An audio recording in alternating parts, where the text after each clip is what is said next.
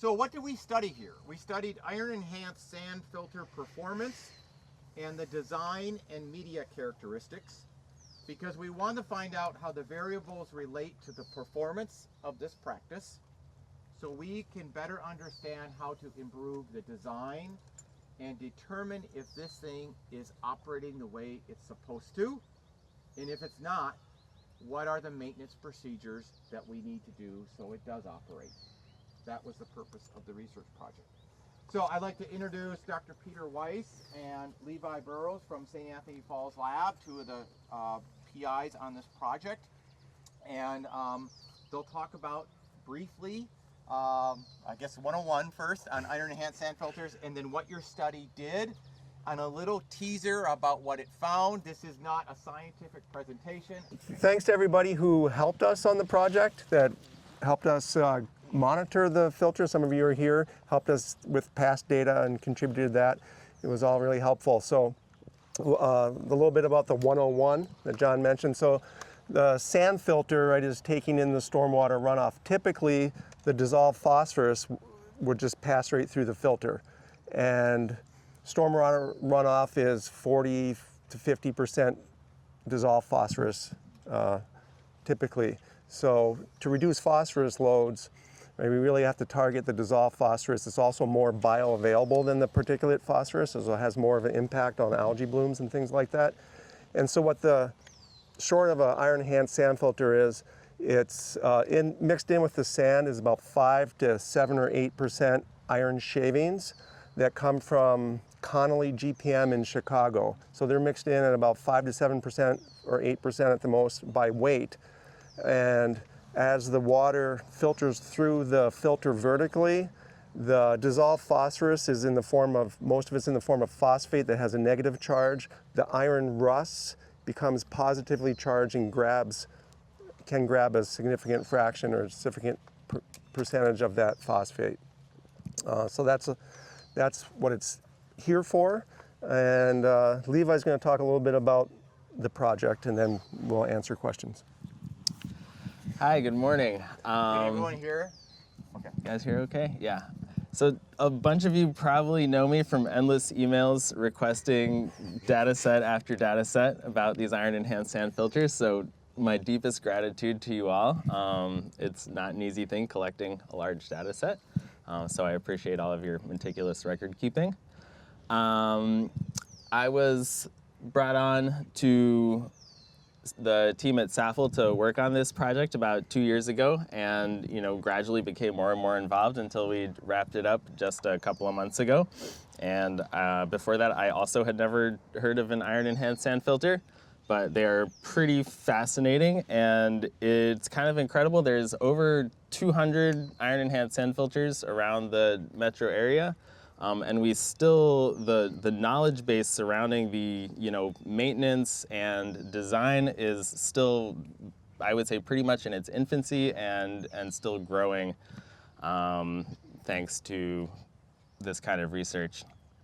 So we started out with the goal of, like John said, just trying to see where are the black boxes in iron-enhanced sand filters? What do we need to know more about in order to be able to easily pinpoint issues with the filters and extend their lifespan? So we talked to a lot of practitioners, a lot of operators and managers, and the question that sort of kept coming back is, how do we know if our filter is still working without having to monitor it for a season or two? So we set out to gather as much data as we could on as many filters as possible, and to see if we could find any strong correlations between easily measurable parameters and the corresponding phosphorus retention that we saw at these filters. The two primary things we looked into as indicators were the depth of water treated by the filter over its lifespan, because the more water that the media sees, that just speeds up the how quickly it's expended. And also we looked at to see if there's any sort of test that we could do on the media itself to sort of measure the phosphorus retention capacity of the media directly, and then compare that to, or extrapolate phosphorus removal potential from that. So we ourselves monitored 6 IESFs with passive monitoring equipment, ISCO samplers. We collected water quality data from another 10 filters just with grab samples. These were generally the pumped filters, because anytime the pumps are running, you can show up and collect samples. And then there's about another 10 filters that we got data sets that were collected by other people, and we used those data sets. And then we took media samples from all 26 of those filters and analyzed them in the lab to see what the capacity remaining on the media was.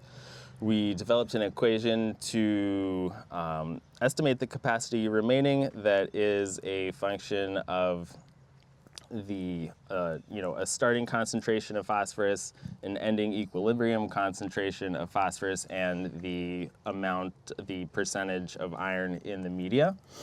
And what we found is that the capacity remaining in the surface of the media in the filter correlates pretty strongly with the amount of phosphorus that it's able to remove from the media.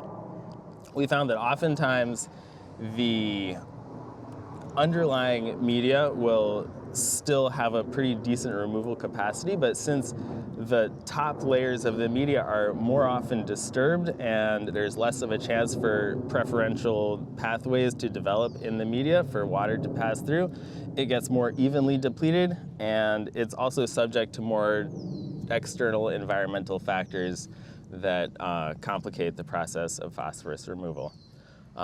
For that reason also, depth treated, the amount of water treated by the filter, is only a moderately good indicator of the lifespan of the filter, because there are so many other factors that affect the operation of the filter beyond just the sheer quantity of water that passes through it.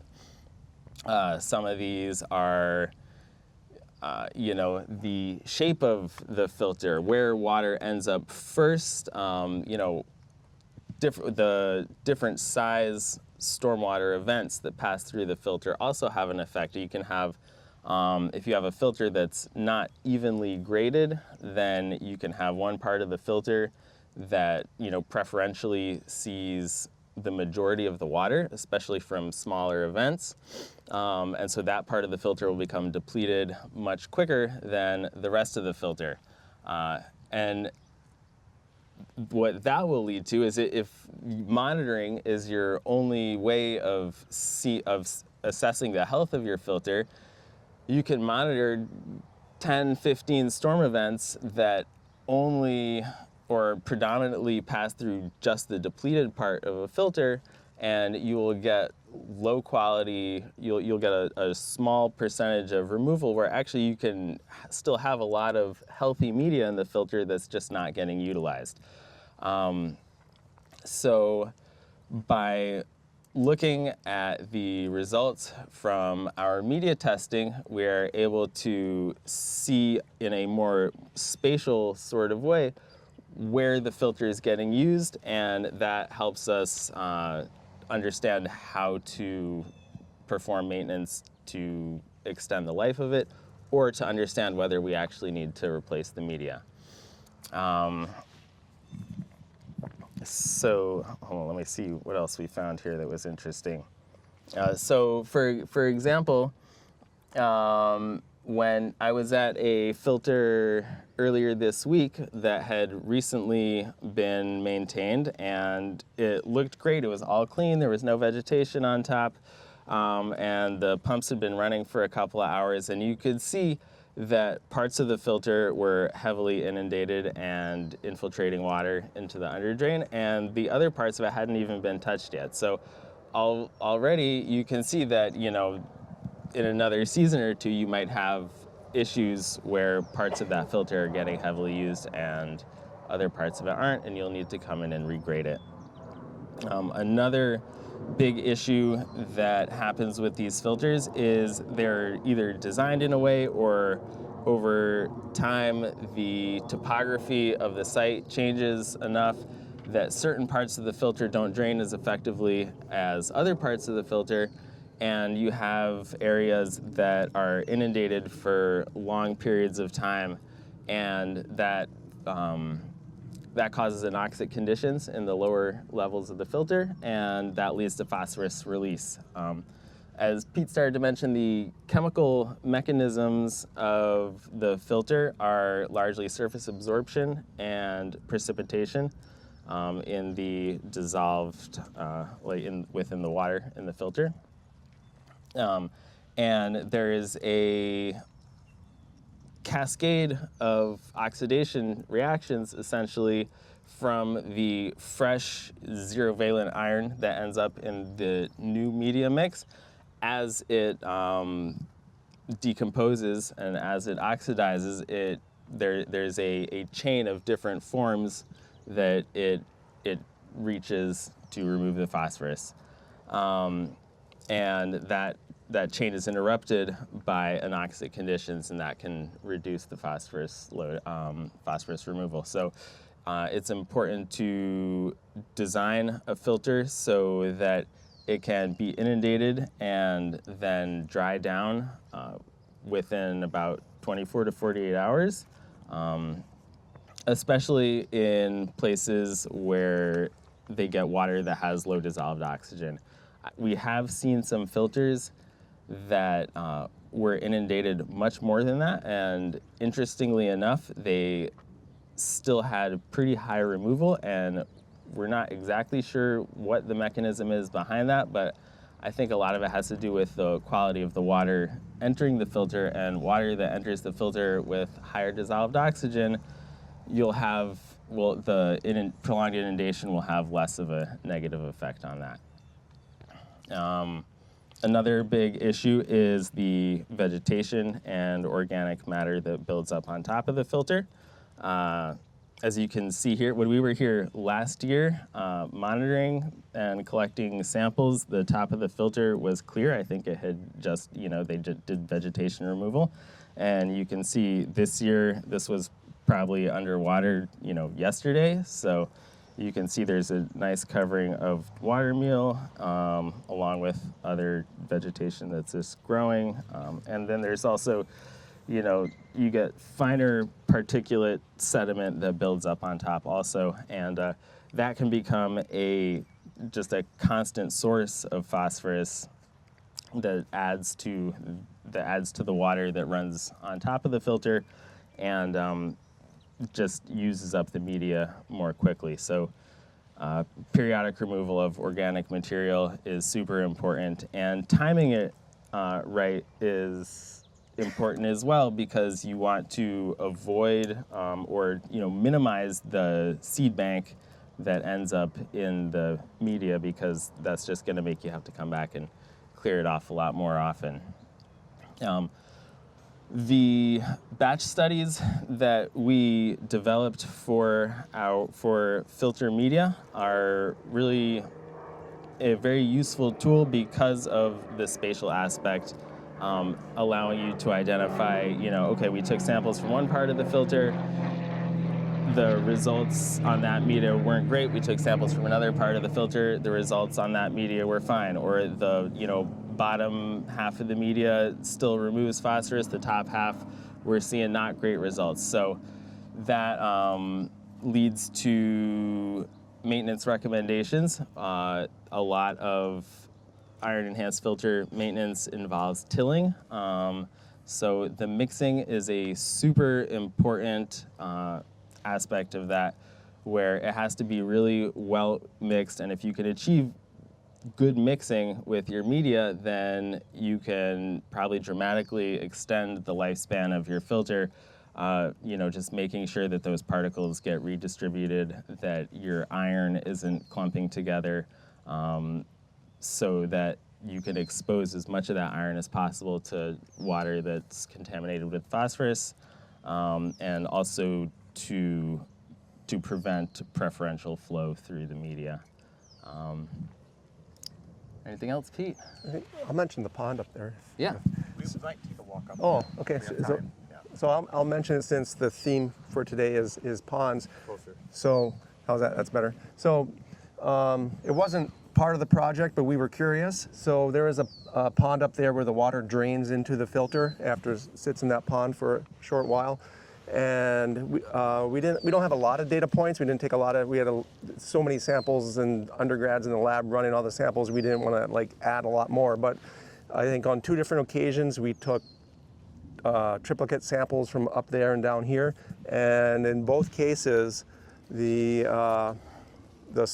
soluble reactive phosphorus and the dissolved phosphorus was higher on the filter than it was in the pond itself, but the total phosphorus was less. So it seemed like particles are settling out up there, but could be releasing dissolved phosphorus, as we just heard in the previous presentation. But really limited data, but maybe something for you guys to study. But I think that's about it. So we'll take questions, yeah. What are the dimensions of the batch studies that you did in the lab, and then what are typical depth of these samples? Can you repeat the question, Pete? Yeah, so the question was, first one is what is the depth of the sand in this filter? And then the other one is like the dimensions of the batch studies. So, It's like, when you talk about how there's spatial variation in the absorption, like what is the scale of that space? yeah, okay. So typically I'll answer the depth question first. So typically the filters are 1.5 feet or 18 inches of the sand iron mix with maybe sometimes there's a layer of just pure sand on top or underneath, and then a gravel with a drain tile underneath that. And for a filter like this, we typically took 5 samples of the media, like 1 in the middle, and then kind of like the pattern of a 5 on a die or on a dice, right? Something like that. But there was one filter that was long and skinny, and we measured 7 locations, like kind of right down the middle there, because it wasn't very wide. And then we took samples a couple inches below the surface, and about 75 to 80% of the iron sand depth down. So we had that. That's the spatial variation. Did that answer your question? Okay, thanks. Yeah. For sites where you took a number of samples and then the results were very different in the batch studies, is there any visual clues to the healthier ones and the ones that are more spent that organizations could use without doing the batch studies? The visual clues that I can think of. A little bit closer, Pete. Okay, the visual clues that I can think of are like just areas that are wet more often, or if there's more vegetation, right? It might be an indication of the more water there, or sometimes there's this layer of iron ochre that forms that indicates that the area has been more utilized than others. Do you want to add anything to that? No, I think that pretty much. Okay. Other questions? Obviously, it's built for phosphorus removal, but were you seeing co-benefits of the water quality come out? It must be cleaner, clearer. Yeah, I mean, the focus of the study was total phosphorus and dissolved phosphorus. We took samples there. In previous years, we did look at the capacity of the iron to do other things, and it surprised me at the time, at least, that it was retaining some of the dissolved metal also, which is surprising because the charge on metals is usually positive and the phosphate is negative. But then I did find a paper where that was explained by the iron can have so much surface absorption of the phosphate that it can act like a negatively charged, substance, so that then the metals will attach to the outer layer of some of the phosphate. Any other co-benefits? Well, I don't. Reading the study, I mean, the study only looked at dissolved phosphorus and the lifespan and the maintenance needs of the filter. It did not, intentionally look at other benefits or other implications. Right. So yeah. Ross has a question. Wait, Ross? Okay. Have you reworked the cost benefit to see how the new maintenance expectations fit in? No, not yet. Paula?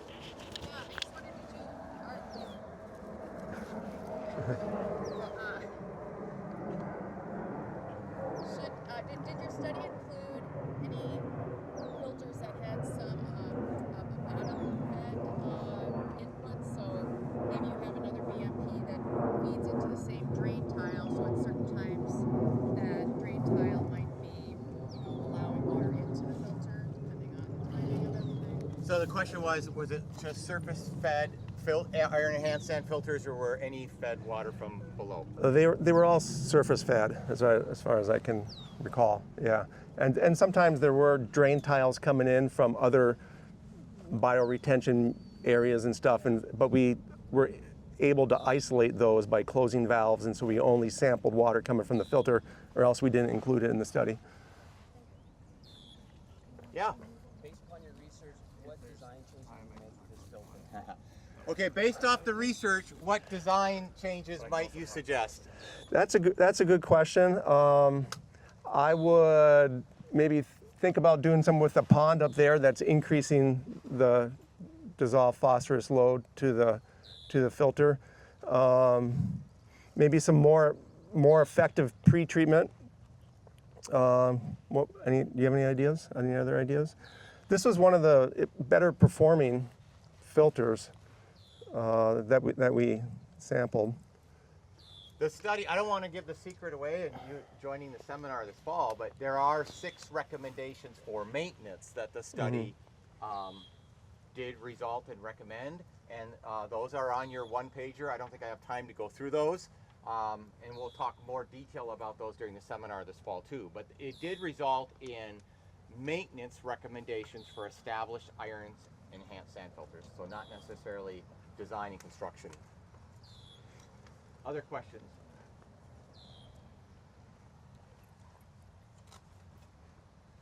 All right, if you think, yeah, go ahead. I just wanted to say something real quick about the spatial aspect and maintenance. Is that if you can identify that there is a specific spot of your filter that's not performing so well, or getting heavily overutilized compared to the rest of the filter, and you don't have the time and resources to do like a full remixing and regrading and stuff, it's just good to be aware of that. And if you can maybe put like a small temporary measure in place to divert more flow over the underutilized parts of the filter for a season, like some barriers just to divert the flow of water and encourage it to run through different parts of the filter, which may also, help draw down times. That can be beneficial in the short term and less costly. Yeah, that's a good point. It wasn't included. Did we include the Martha Lake filter data that we had previous? I can't remember.